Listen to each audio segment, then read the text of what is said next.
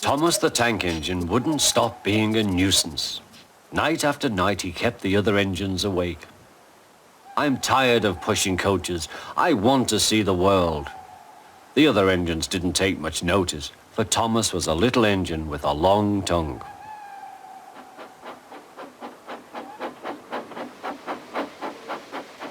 But one night, Edward came to the shed.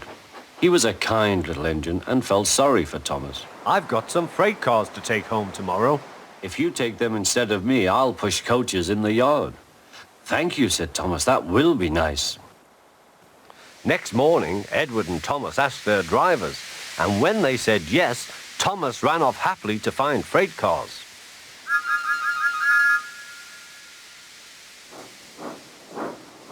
Now the freight cars are silly and noisy. They talk a lot and don't attend to what they are doing. And I'm sorry to say they play tricks on an engine who is not used to them. Edward knew all about freight cars. He warned Thomas to be careful, but Thomas was too excited to listen.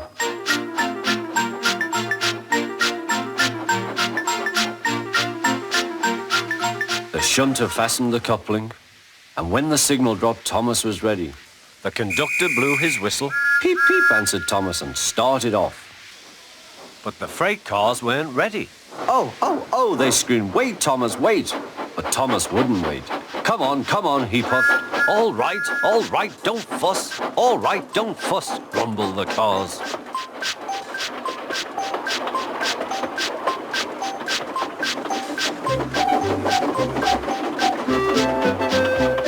Thomas began going faster and faster.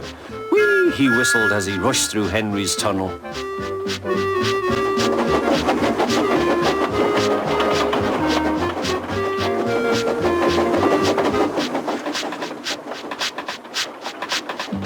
Hurry, hurry, called Thomas. He was feeling very proud of himself. But the cars grew crosser and crosser. At last, Thomas slowed down as he came to Gordon's Hill.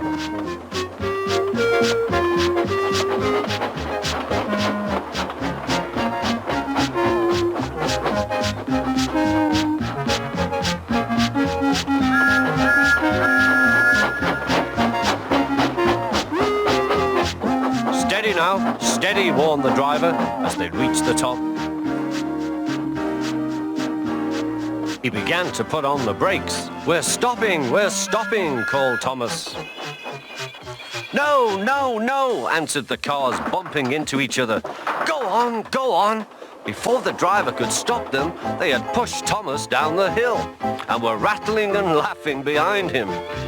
Poor Thomas tried hard to stop them from making him go too fast. Stop pushing, he hissed. But the cars took no notice.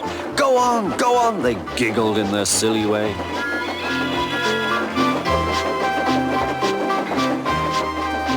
There's the station. Oh dear, what shall I do? He cried. He rattled straight through and swerved into the goods yard. Thomas shut his eyes. I must stop.